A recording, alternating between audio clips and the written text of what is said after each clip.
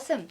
And welcome tonight to tonight's show of Let's Talk About Ice, crossing live from the Gold Coast, from head office. And before we get started tonight, we have a really big story for you tonight. And we have a special guest on the couch, as you can see. But I just want to do a couple of, I think you call it housekeeping. So I just want to do a big shout out to Grilled in Benoa and say a huge thank you in Benoa Gardens for the sponsorship that they've given us. And for all the support of our followers that have gone there and eaten burgers. So thank you, Grilled, for helping us put the freeze on ice.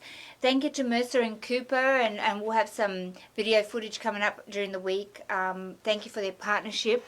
Mercer and Cooper, Prosperity Through Property, they've come on board, and every property portfolio that they put together, they're actually helping AARC financially to help us continue doing the work that we do, which is educating youth in high schools and helping people that are in addiction create pathways into recovery.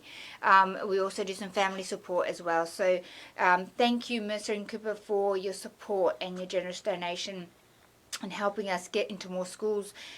Thank you to Gardener Cars, who in the month of June had a massive sale, and they raised some funds for AARC. Really appreciate your partnership in this and helping us put the freeze on ice in your community. And a massive, massive thank you to Terry Morris from Sarah May Wines, who has sponsored our offices for the last 5 or 6 months, and he's been housing us and allowing us to continue doing what we're doing. Without his support, we wouldn't we don't have a place to work out of. So thank you so much. And also just wanted to do a quick reminder about the walk against ice up in Cairns, and it looks like we're going to be having one here on the Gold Coast as well, and we'll have a page up for that soon. So if you haven't registered yet up in Cairns, please do so. You can register for the Walk Against Ice. It is on our Facebook page, it's on our web page, and that web page is www.australianantiicecampaign.org.au. So register there to join us, and you'll have an option to purchase your Neo t-shirt on that walk. So that's the back of it and the front of it, and you'll be able to purchase your Neo cap, which I can't get my hands on right now, but your cap to walk along with us. And we're looking at some drink bottles as well that you can purchase, and you can come in on the walk against ice. So we've got a few surprises coming up regarding that in the different states, whether it is music or a movie, or we're going to have a surprise at the end. So let's stand up together, because in unity we actually achieve more, and we want to unite in the fight against this drug that's a scourge in our society. We want to stop it from its impact. So, and that is by stopping people actually getting on it. That's the only way. We believe that reducing the demand, we will reduce production. So we don't want our kids, our grandkids, our youth, our generation of tomorrow falling into the entrapment that some of us have had to go down or have gone down. Some of us not come out. Most of us not come out of that entrapment. So help us educate more kids, whether it's your schools or your community. Get in touch with us if you want to help. But the Walk Against Ice is easy. You just get to walk and have some fun together, and we will be filming a commercial actually on that walk. So if you're on the Gold Coast, come and be in a commercial with us. It'll be lots of fun. But today I'd like to introduce to you Rudy, who's come into our office to share his story. Welcome, Rudy. Yeah, thank you. Thanks for this opportunity to share my story. So thank you so much for joining us, Rudy, because it's by us sharing our story that people get a real understanding about the entrapment that ice really is, and the consequences that is tied in with that. So I don't think youth out there or truly understand, or people understand. I know I didn't before I stepped into that world, what was really in that world. And I do call it's like another realm of existence. So I don't think we're aware, people are aware what partakes in that world, and what consequences you're left with, and the impact on your family, friends and communities. So I guess to start off with, maybe you want to like paint us a bit of a picture on, maybe a little bit of your upbringing. What were you using drugs really young? Yeah, it started with my father went to jail when I was 8, so and I grew up in Cairns, North Queensland, so it starts off with weed. Everyone smokes there, so by the time you're 13, that's opened up that gateway. Mm. Moved to the Gold Coast in '97. I took acid in that and expelled from every state school in Queensland. Got done for graveyard desecration, so all the What's that? Sorry, I'm not familiar with what oh that is. graveyard desecration. Yeah. I got caught. I got on the acid and and I got caught years later. We got caught and I went to court for graveyard desecration. That was smashing up the graves and. Oh, wow. So Okay. yeah, the drugs already had their plant in me, and Yeah. then so fast forward, so expelled from every state school in Queensland. So then in 2001, when the ice hit the Gold Coast, it was straight into it, and I didn't stop for 18. So I was 18 years of pretty much ice use. What? Yeah. So all that time till about now, since I finished rehab about a year ago, and my whole family, with all the boys have been to jail, and the ice but then the ice took it to a new level, and it was self mutilation for 15 years. So my whole body is permanently scarred. I got cigarette burns. I cut myself, hit an artery, so I've had some really deep scars that made me pretty much sick because that took all my energy to heal, and I still didn't learn then until the bit where I was taking a blade to my face in front of the mirror. So ice was another, I'd speed beforehand, but nothing brought on it's just nasty and it's really the devil's drug, so it takes a grip and kind of those scars will always be there, but and it's because what we know from it is that it makes you totally happy, but you really on the inside you harbour this hatred, towards yourself, and it's just total anti-society kind of drug, so it's just selfish and self-absorbed, and It's not very nice to you. I mean, you're hurting yourself in the process. I want to know, so the people understand at home, right? Because, it's trying to understand. There's a lot of families watching. What's going on in here? What are you thinking when you're hurting yourself, self-harming and bringing a blade to your face? What are you actually thinking? You look at the psychology of that, and then you start to see that there's cries for help. Yeah. You know what I mean? And some people don't ever really, there's constantly on the ice. You just want people around you. Yeah. So it becomes antisocial, but you just want people around you, man. It brings you to that bit of loneliness, It's just total loneliness, and you're with yourself, and that's it. And that's all it is. It's just totally self-absorbed drug, which just distance you from your fellow humans or your friends, and you just bit by bit after 18 to 17 years of it constantly, it's just you remove yourself, from but I found, came that to really find the Lord, Jesus, which I don't want to preach too much about because it's not about that, but it's a disgusting drug, and but it seems to be everywhere, and it's so all we can do is create an awareness with groups like this, and we can fight it by, teaching the kids, because it's there, and it's available 24/7, and it's right around across the road from you. Yep, that's right, and you're going to get offered it. Your kids are going to get offered it. Your family members are going to get offered it. You need to be aware of it. The different forms. Did you smoke it, inject it? I smoked it till I was. So from 19 till about 27, and I started injecting. Yeah.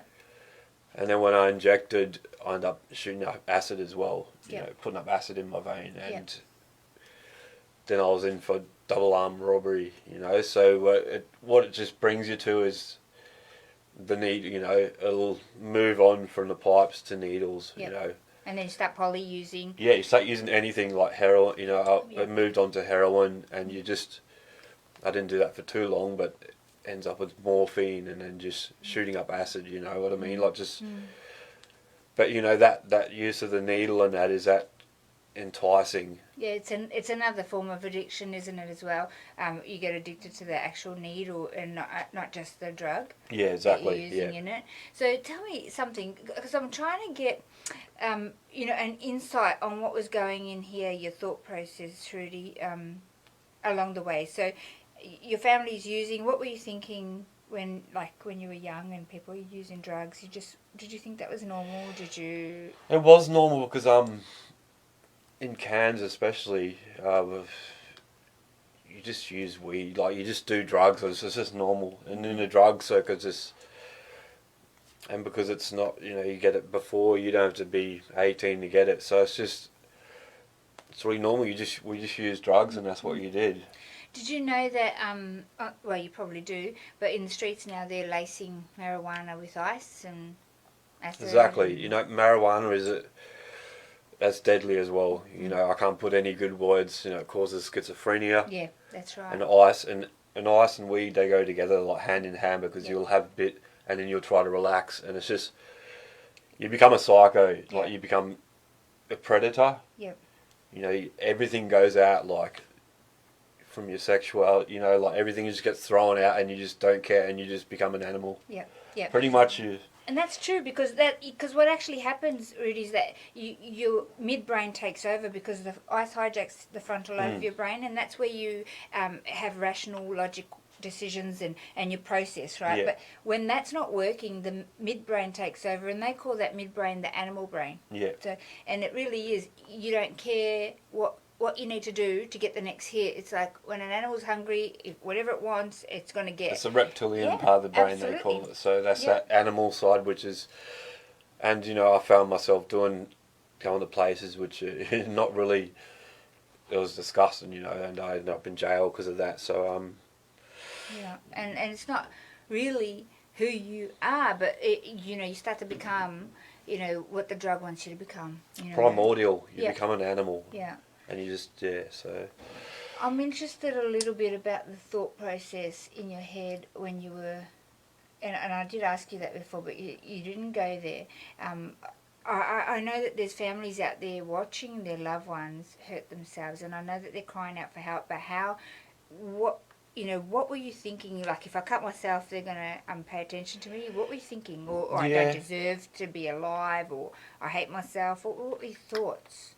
Well, the cutting started when I was young, even before ice. I was even before. I think it was just maybe the start of weed.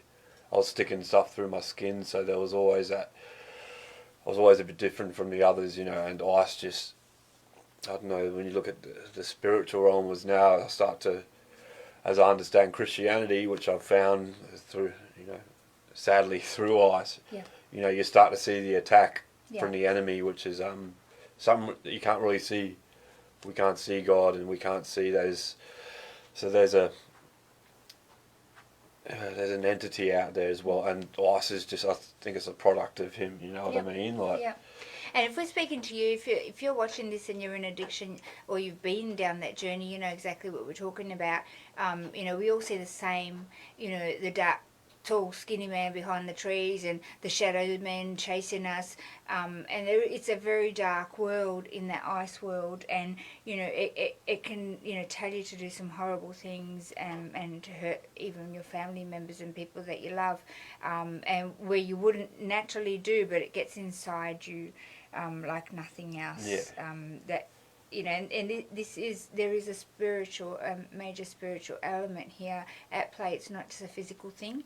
And we believe that we're a three-part being, and we need to treat, that we need to treat the addiction holistically, so spirit, mind, and body, to get true recovery, and the treatment holistically takes, for you to get stable again takes 12 to 18 months, for things to stabilise and for you to get your a handle on what's going on here, but both not just with a chemical imbalance, but also I find a lot of people find their spiritual grounding if they get out of Ice World. Yeah. And yeah. I say that if, because it's not everyone does. Yeah, that's it. So you had your family and friends all using drugs? Yeah, well, everyone used it, and since I was 19, and then you've got the social aspect of it, because the world's have always been a bit funny as it is, so people feel like they're part of teams, you know what Yes. I mean? So it's That they belong. and then the money, which is the world, is money, so it's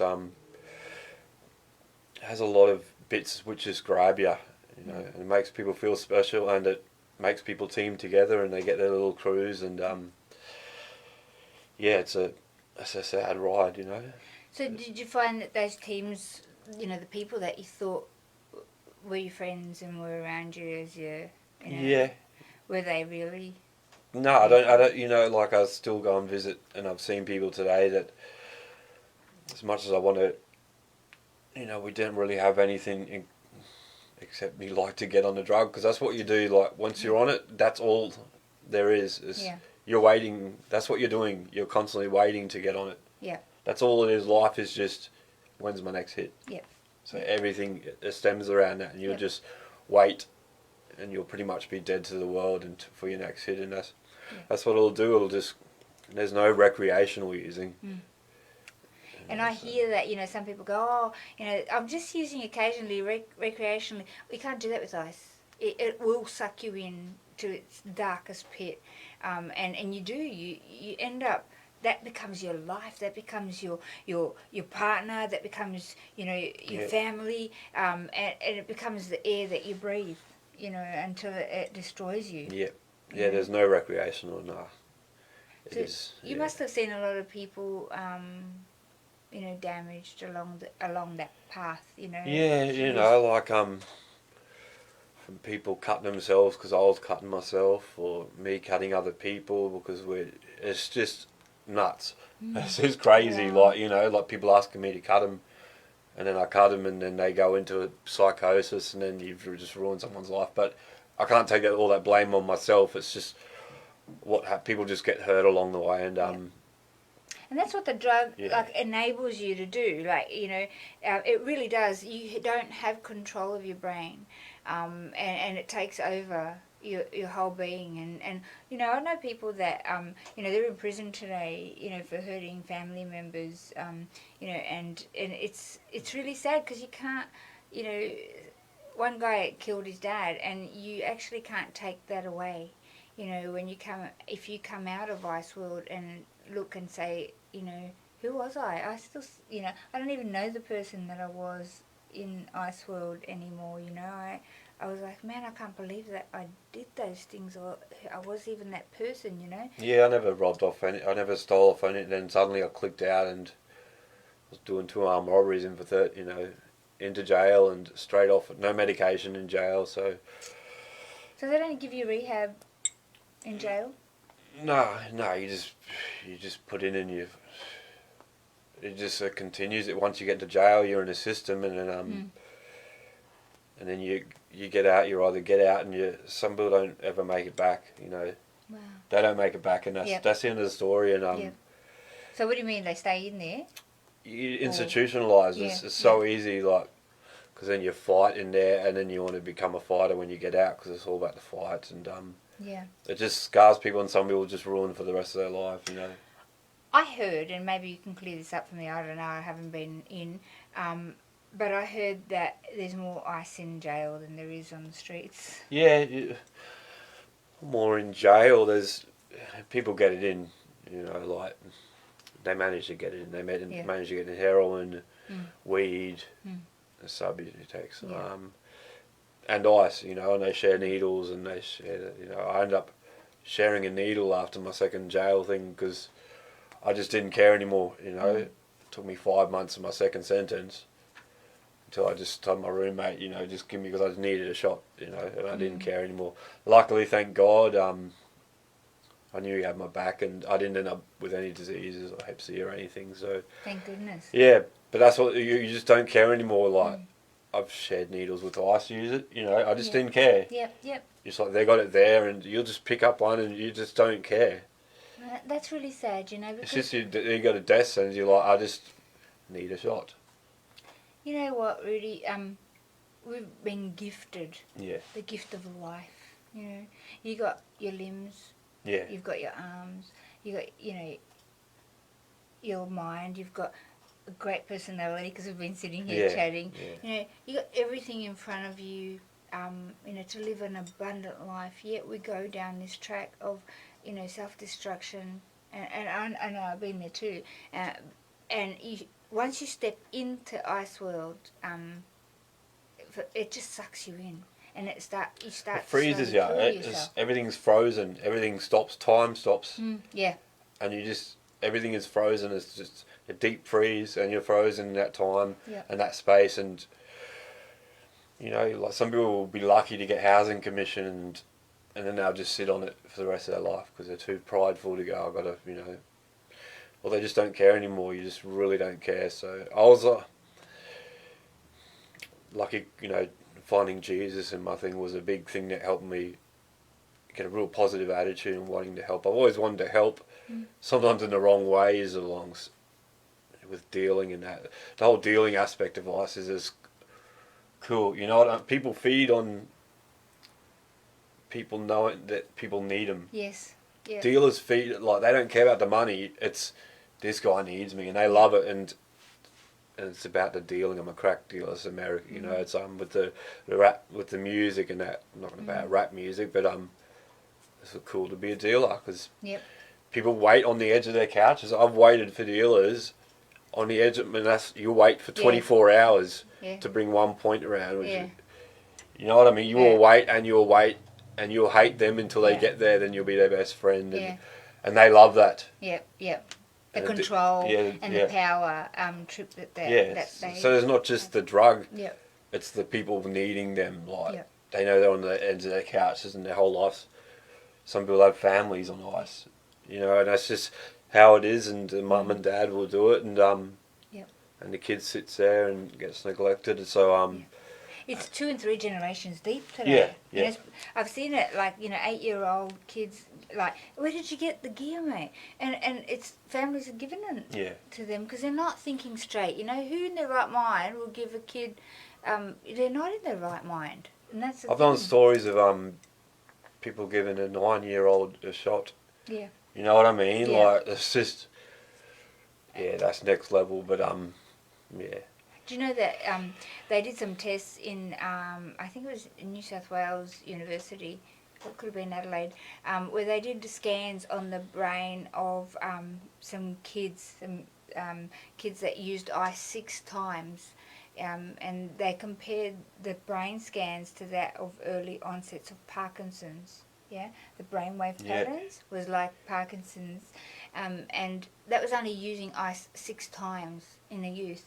It starts to break down their brain. Their brain's not even it's not even formed properly, And that's the thing that, you and I both know where we've been and where Icewood can take you. And if you just think of a kid, 10 or 12 or 15, young girl going into that world, or a guy, but it's just, it's scary to think that they're gonna go through some of that stuff.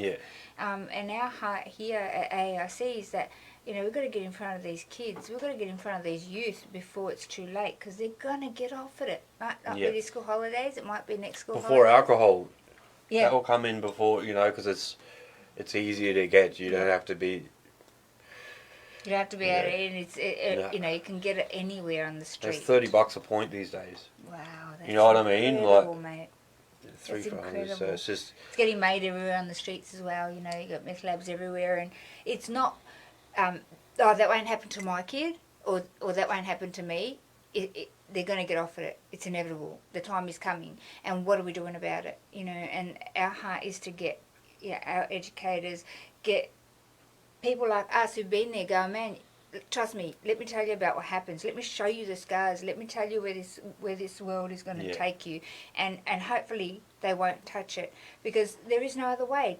Sitting there with a blackboard or telling them from authorities' point of view, don't do drugs. I don't know about you, but I was told that at school. My parents, man, if I touched drugs, my parents would have freaked out. But I still did it, but if I had met you or me, if I had met me and I would have told me what was coming up ahead, I would have never touched it. And that's the thing. That's where our heart beats at, guys. We really want to get in front of the kids, in front of your kids, in front of the kids, the next generation tomorrow, before it's too late, because the problem continues to rise. From January to April, they found another 17% increase in meth in the wastewater, so it's a toilet water, right? Another 17% increase in spike in the wastewater. Meth increased again. So I'm like, the problem's not going away, and it's not changing. It's continuing to rise. More meth labs. It'll get cheaper too, and it's like $20 a point in Ipswich. You know what I mean? Like it's just unheard of. That's going right back. So it's just. Yeah. It's amazing. I actually met a man who's a cameraman, and he said, I left South Africa. This was like 3 years ago. Me and my family left South Africa because of this drug, because it was people, kids living on the streets and sleeping all over the streets, and it was a nightmare. He said, I've come to Australia to give my kids a better life, and now, he goes, I'm seeing this here. He goes, you guys haven't seen anything yet. And I'm like, I'm brace yourself, Australia, because ISIS here, it's on the streets, and it's going through communities and families like nothing, like water, and unless we do something different, your loved ones are at risk. And it's not only youth, people, nurses, doctors, all kinds of people. You just don't know whether your next cup of water has some gear in it. Really, that's how easy. You can drink it, you can take it in a pill. You can smoke it, you can inject it, and every form of ice taking actually affects your physical the same way. Just because you're smoking it and not shooting it up, it's still going to affect your organs long term. Yeah, exactly. Yeah, I was smoking it for a long time, and I'd get on it and I'd cut myself up. Like, I've got that many scars, and that deep ones. Like, I just mutilated myself. Like, my body's a mess. You know what I mean? Like, but I'm alright. This happened, and somehow I found the grace of God came through, and hopefully He uses me to really get through to the youth, and You're a living testimony. Yeah. A living testimony. They say that 2% of people who get entrapped in Ice World, 2% actually come out the other side, and but they don't come out unscarred. But what are we going to do with that? You can actually get in front of some youth, in youth justice that are, messing up their life. But you can tell them, you keep doing this is where you're going to end up. And that's the reality. You're going to end up in prison, mental health institutes, or dead. Really. That's where this drug takes you. It's like no other drug. You have a look at the National Task Force report in 2015. It does a comparison to all other drugs. That's the correct report that our nation should have followed. Okay, they put together a comprehensive report saying what we should do about this. It has been totally ignored. Okay, new government came in, they totally threw it on the side.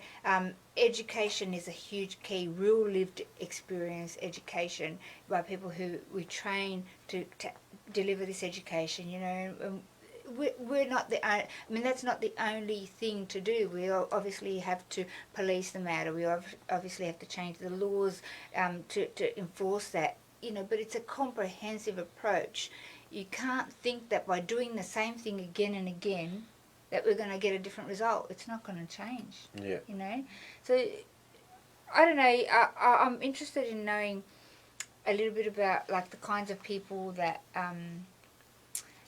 that live in this world, this ice world, The kinds of people, where they come from, Like, did you meet people that were doctors or lawyers or, people that, or were they kids, or were they all like badass, you know. Yeah, usually there's this perception. You get down into where you kind of grew up, like all the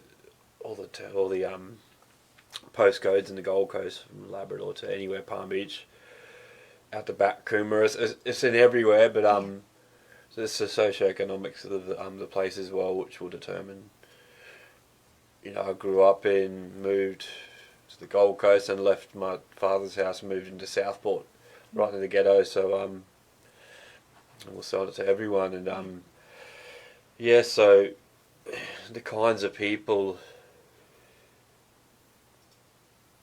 Were they working? Were they working people? Yeah, there's people who work on it, but yeah, there's plenty of workers that get on it, you know, and they'll work on it, and they think they can do it because they work, and that I've got it, you know. But everything crumbles. Doesn't matter if you work or not. You're crumbling, you know. Yeah. It's got nothing to do with if you're working, you know. But yeah, the kind of people that it's just natural now for a pipe to come out. If you're in a social thing, it's only a matter of time until the pipe comes out. Yep. It's just, you know, 1 second away. You know, you'll barely get to any party, to any social thing without the pipe coming out. So. And that's the thing, you know, parents out there don't understand the reality of that. Yeah. You know, and that you know, you can't stop your kids going out, but the best thing you can do is equip them with information. You know, you want to sit them in front of a guy like this. You want to sit them in front of somebody that's been there. You know, like myself, we can tell it. We can answer their questions. You know, and be real with them. You know, yeah, you're going to get the highest high you're ever going to get, but let me tell you, it comes with this, and it's a hamburger with a lot, and you can't escape it. It's part of the parcel. You know, the minute you say yes to that pipe, and it is out there. It's everywhere. I remember when I first got cleaned up, and I had a relapse, and I went to a bottle-o, and I said, do you know where I can get a pipe? And he looked to the left, to the right, to the left, and he pulled one out from under the counter. I'm like, I couldn't believe it. First shot. You know, it's out there. So there's money in pipes as well. You got people blowing the pipes, and it's just a whole the framework of social thing is around that, man. It's just one of that drugs. Whoever made it and put it, which I think it was Hitler, came out with the meth. You know, with the that's right. You know, the crystal method, you know, which makes it enticing for the eyes, which is beautiful as crystal. It's your everything, you know. Like I won't have it anymore. I know I can't do anything anymore. Like I can't have a drink of alcohol, which is good because I get to save money now. And but you know, get nice shoes. You show me your nice shoes and spending money on your clothes. Yeah, you got a bit amp in your spending on other stuff. But you know, like, the main thing is I've had a couple of little doubles since I've been out of rehab, and but now it's just I knew I couldn't drink, and then I drank, and then so any other thing you do, I don't smoke cigarettes or anything anymore. So it's all doorways, isn't it? Yeah, Rudy? yeah. And people don't understand that. You know, if you're in recovery and you're drinking excessively, you're getting pissed, you're actually opening a doorway that it's a matter of time. You know, the pipe will come out. You'll be, you know, had a bit too much to drink, and you go that way. And marijuana being gateway, you know, drugs, it's a matter of time. If your gear's not laced, you won't know. If it's not laced, you just need it all the time, and then before you know it, it's taken over, and they'll transfer you from pot to, you know, to the gear. And that's a different thing about ice is all other drugs go to take you away from life, but this ice will bring you like directly to your, you know what I mean? It's a total opposite than any other drug because you're not escaping, you're actually getting psychic into your brain. It's just you become psycho, man. Yep. Your sexuality is messed up. Yep. Everything, you know, from then it's just, and pornography comes in, and then that with that ice and pornography is just. Yeah, that's the next level, and then you'll get addicted, and that's what you'll do on it. Yep, and I'm glad you're bringing that up because we haven't had much conversation about that, Rudy, on the couch yet, because it ties in ice and very sex, that's it ties in. Yeah, That's why sex industry runs on Iceman, Yep. like massage parlors, like like rub and tuck, like they all go in together, and it's just it's that good. Yep. That becomes your all, and everything Yep. goes around it. You might be able to keep you working, but there's just nothing. Your relationships, just everything suffers, but you don't. And Not because you yourself. keep high, yeah. And the thing is that, the dealers and people that want to get you using for control and for money, and they're tackling the young girls, and going, just try this, go and have some fun. You lose some weight over a weekend. Before you know it, this girl's needing it. So he'll be getting her to do sexual favors, end up even prostituting and lock them up in a house. And I've seen it all, and that's it. It's heartbreaking because that's somebody's daughter. It's somebody that should be living a child-like life, and going to theme parks and to the movies with her girlfriends, and falling in love, and and she's been destroyed by this drug. Girls are They can get it. girls are targets, yeah, because they'll get everything given to them. They'll just get. It's just like getting every day. You have the thing. You're capable of getting hundreds of dollars just thrown at you. Yeah, that's You right. know, and it's even harder for the. Like I feel so. You're in a turmoil, and the relationships that end up suffering from that. Yeah. But it's just you get guys that will chuck, and then the guys end up shooting up with fantasy. Yeah. That's You know what I mean? Like, Yeah. and they'll do it, and then it's just, yeah. It's crazy. The sex side is a big side of it, which entices people. That. Yeah. There's more stuff about pornography and that, because that's what your mind ends up going to. Yes, that's is right. pornography, and that's because it only goes so far. Like, but you'll end up going. It won't take you long to get that one snippet of pornography, or when you're on it. Yeah. And that'll be why you do it. Yeah, that's right. Exactly right. Yeah. Exactly right. And Nice. there are some really real videos, footage of people talking about this on YouTube, which I've seen, and I go, oh my goodness, people don't go there because they don't want to talk about it, because it's like, oh, I don't want to say that's where I've been, but that is where this drug takes you, and it takes you to crime, and it takes you to hurting people, and you're hurting yourself, and this whole sex scene that surrounds it, and you step a boundary, and then you step another boundary, and before you know it, you're in a world that you didn't even know existed, and it starts off with, come on girls, let's go and have a great night. And it was actually offered to my daughters after I came out. I was still in early recovery, and it's offered to everyone, but my daughter saw what I went through, and to get off it, it was hell. So other people haven't seen how hard it is for somebody to get released from that entrapment and the damage that's left. Yeah, it's for life too. It's you can arrest your addiction. Like you go to NA, and I was lucky enough to find Jesus through it. You know what I mean? Like, I'm not going to preach and talk too much about that because we can talk about Talk about it, But that's what gave me heaps of a step up, is find a good church as well, because that will help with a lot of the shit. He took it on the cross for us, You find forgiveness, and you can start again, and he helps you renew your mind, and you're able to move forward and be who he says you are. It helps you step forward. It kind of just speeds the process of recovery up. So you can. Some people will never get over it because they're pissed off or God.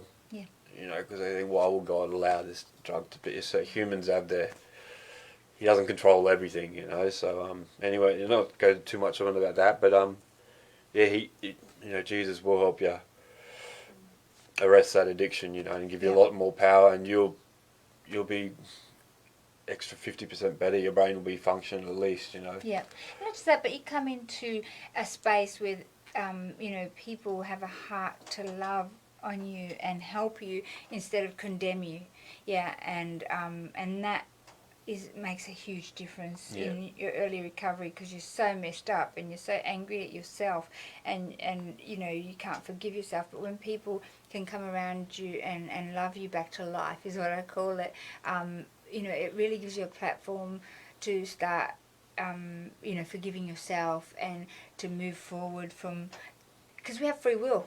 You know, we have choices, and it's about, you know, we made wrong choices and we made bad choices that affected us and people around us. Yes, but you know, everybody deserves a second chance, and you know, who are we to condemn them? You know, because that could be you. And I never in my wildest dreams thought that that would be me. Yeah. You know, I never touched a drug till the age I was 40. You know, and never in my wildest dreams would I have thought that would have happened to me. But who am I to judge what can happen tomorrow? You know, judge not, unless you will be judged as well. Yeah, So you've got, you know, they're all spiritual things that, you know, you find out later when you're kind of studying, but they're all fundamental realities, you know, in life. And once we learn to navigate through that, life can get a little bit easier. Yeah.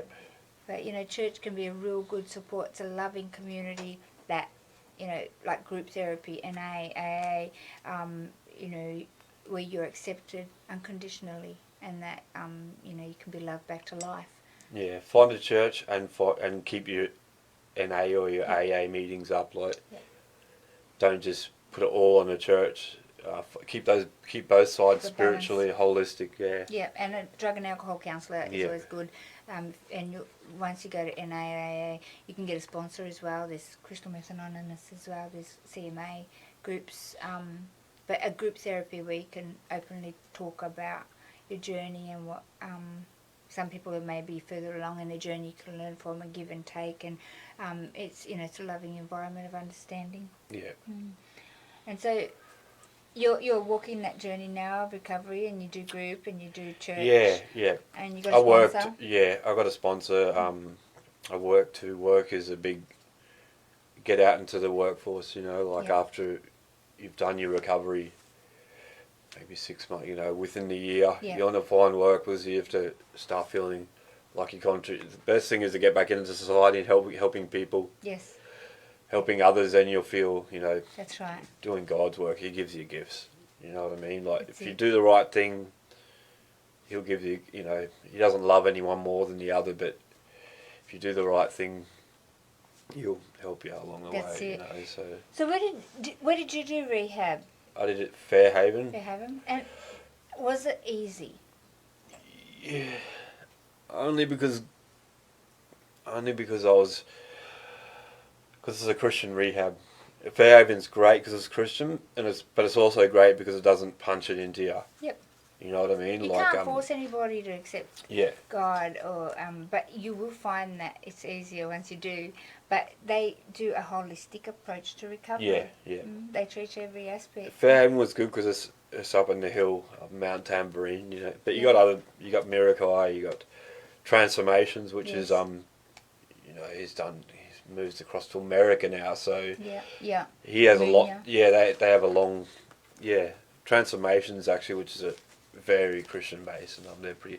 I think they're for a year. They want to make their things, the rehab. Yep, I agree.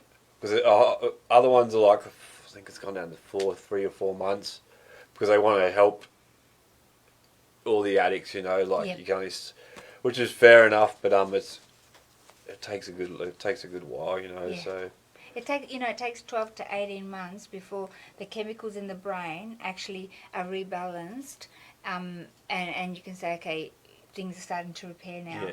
Your levels are right. 12 to 18 months, you know, with meth. Every other drug, it's the time frame is so much shorter, a couple of weeks, 3 weeks, a month. But meth, it's actually 12 to 18 months. But you'll find as well, they have a really good they're really good. The way they run it up in Fairhaven, you start attacking some family issues, and you'll find that under every addict, something happened at a young age. Yeah. You know what I mean? That's what it comes down to, is there's been some kind of shortfalling with the parents, or that something's just gone wrong, that the parents didn't mean to do it, but something's happened which is underlying issues. Yeah, like, you know, I lost my dad to jail when I was 8, so it's like that, it just affects you. So us 3 brothers, we all went up in jail because the ice just ramps up, and then you just become psycho, and then you follow your footsteps. So it starts off at a young age, usually about 2 or 3. You start to.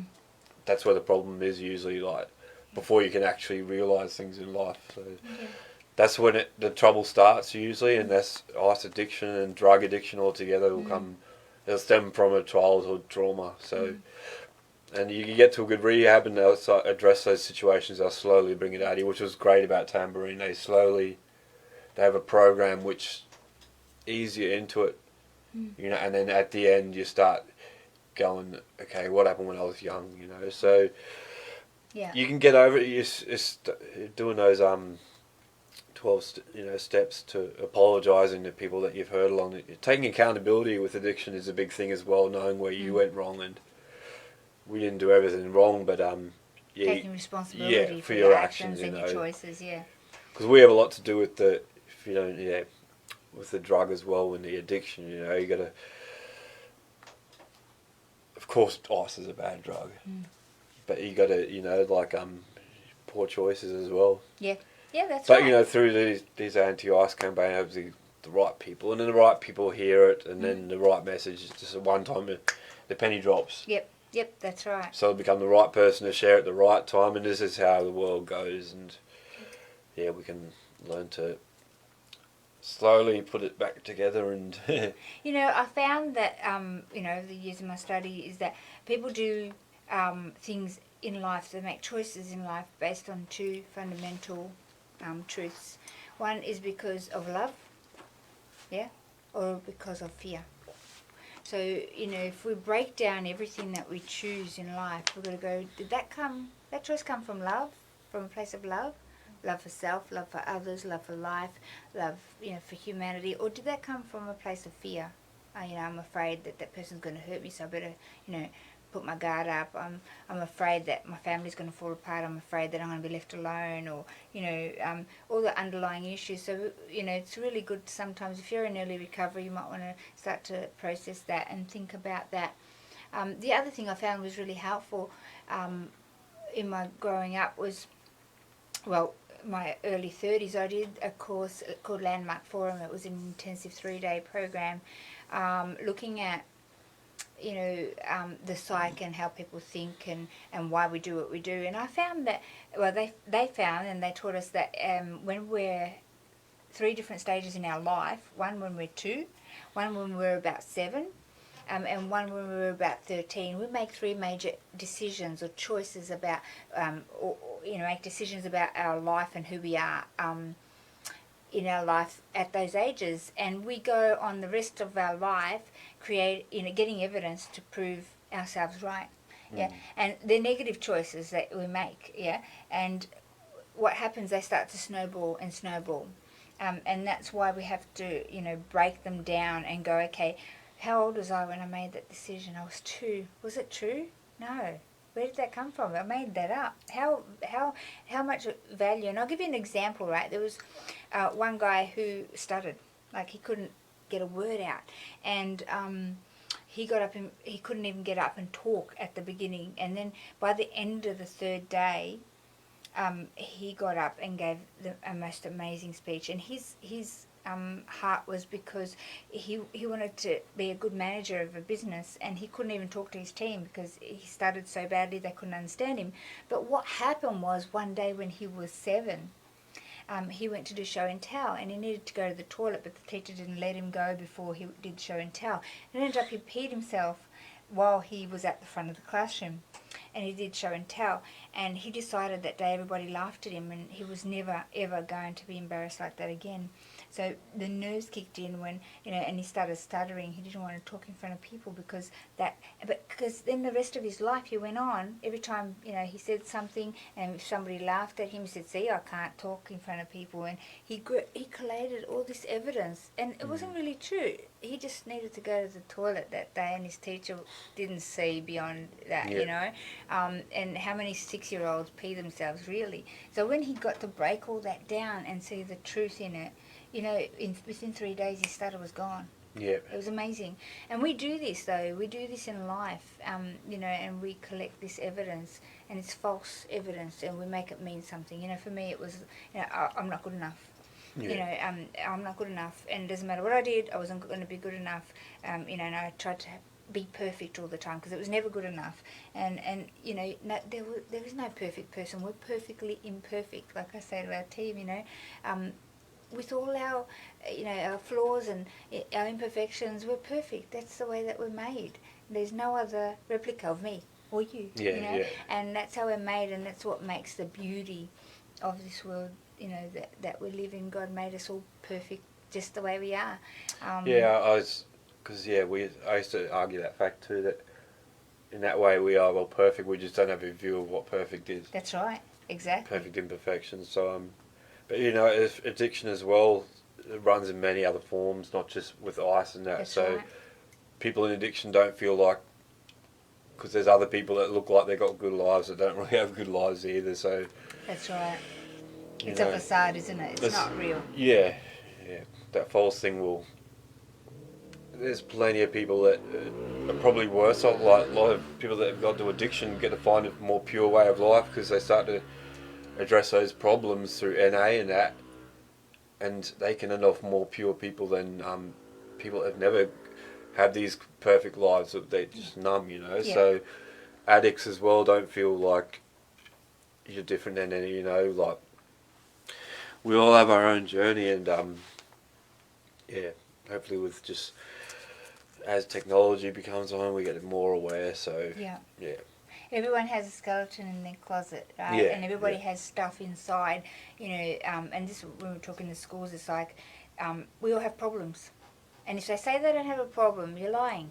Yeah, we all have stuff, Yeah. feelings of inadequate, not being good enough, not being, you know, being able to stand up to the standards, or not earning enough money, or, you know, not being a good enough parent, or whatever it is. We all Jesus have it. promised that there will be trouble. Yeah.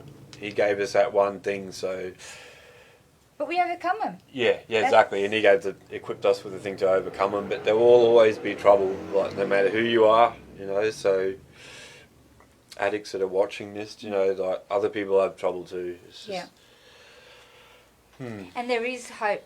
That's the thing. There's that plenty I of hope. think it's There's important hope for is in us. abundance too. Like there's, I got to meet plenty good, you know, my ice rampages and that. Like, yeah, I pushed the limit, but I kind of did meet a lot of people, and maybe I can do work to. I think it's to bring people to the Lord now, you know, and to NA, and hopefully it's just weird how it works, but there's a little amount of beauty which is given to collateral beauty. It's called. There's a movie, you know. Okay. So from every collateral beauty, which means from every bad situation, there's God gives you a collateral, and that's true. You know, you work through it, and like saying, you know, a year on into it, if you work the program properly, the right people, if, you know, 3 people support program, you know, and help out others, like that's where God will give you the power as well to, and He'll wipe stuff out. He can literally, it's a power power of that spirit. So that's, never underestimate that. Just find the right church and that. So that's awesome. all the powers in there too. So it is a devil's drug. I will say that. Yeah, definitely. Definitely. Like it's that self. It's not like any other ecstasy. I've tried heroin. I've tried acid. Like, but there's nothing like that because everything seems so normal. Yeah, on it, that's you right. know, you're like you can function. You think you can study on it. Yeah. You know, But so it's a lie. yeah, I'm it is so a lie. glad that you have been able to find yourself through that journey, because I mean today you tell me like you're clean, you're not, you know, drinking, smoking, and you found God, and your heart is beautiful, man. Like you want to help others, and that's, you know, thank God. Yeah. I thank God that you've been able to come out of that. Yeah, as much as journey, you know, like some people become cynical, and now it's this cynical mind. Even if they're not on drugs, they'll secretly or just they think the world's messed up, but it is a beautiful world, you know, like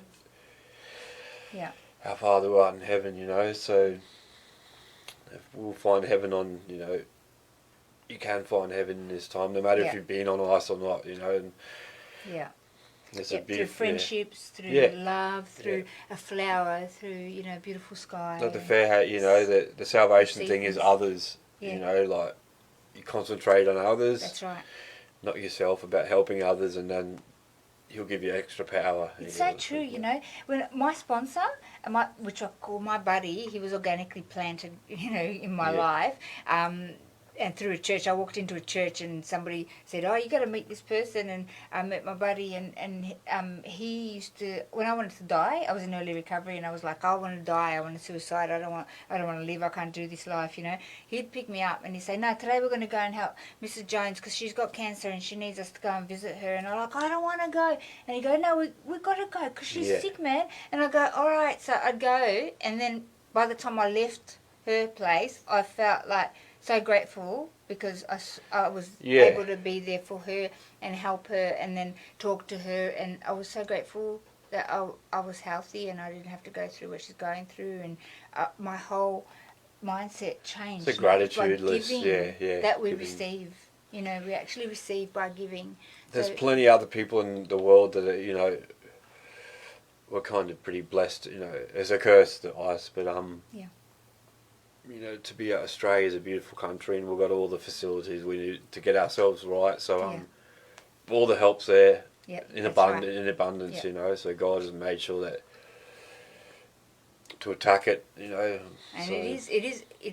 There's a lot of help out there, and you know, we're going to wrap up in a minute, but you know, we are here to help. So if you're somebody that is trapped in addiction, you're contemplating change, now's the time to message us, or you can ring us on 1-800-NO-TO-ICE or 0756656063, or you can go onto our webpage and send us a contact form, and that's www.australianantiicecampaign.org.au. You know, we've been where you are. And our heart is to help you out of that space, you know, to step out of the darkness and come into the light, because you know, your life can be so awesome and worth living, and you know, it's more than what you could ever imagine. And you know, we'd love to help you create a pathway into recovery, whether that's going through detox or counselling. There's many different paths into recovery, but you know, we'd love to be able to help you, because it's by giving that we actually receive. And there's and there's many people are still working on the drug ice, you know, and haven't got to the bit of homelessness and that you don't have to. Some people don't have to go to rehab and just go to meetings. You know, there's going to be NA meetings around somewhere. Unless you're in the sticks somewhere, but there's usually an NA meeting around. That's how God works. And if you don't know where they are, give us a call. We're happy to give you locations and even provide you with a buddy or support person that you can chat to, and you know, they can walk in with you if you don't want to go alone. So connect with us, please, because you know, we want to do that. We want to help you. Somebody's helped us, you know, and step into that into a better life for yourself. But I want to teach you something. You know, our slogan is not even once, and we've got a little, like, I don't even know what you call it, slogan, like that some kids taught us. It goes like this: not, even, once. So let's do that to camera. So what Ready? is it? Not, even, once. Guys, Rudy, thank you for being on the show. No worries. Thank you for sharing. Guys, if you have any questions, pop them up on the screen. We'll do our best to answer that. Rudy, last minute message down the barrel if you want to give. Last message is no alcohol. That's it. Yeah, do away. That'll get you know, because that's you just can't do it anymore. So no other drugs. It's, nothing, not ever. So. Not even once. Yep. Awesome. Thanks for being on the show. And if you do, just remember that. That's really good message. Thanks for joining us. Good night, Australia. We'll see you next Thursday, 7 p.m. Queensland time. Take care, God bless, and stay clean.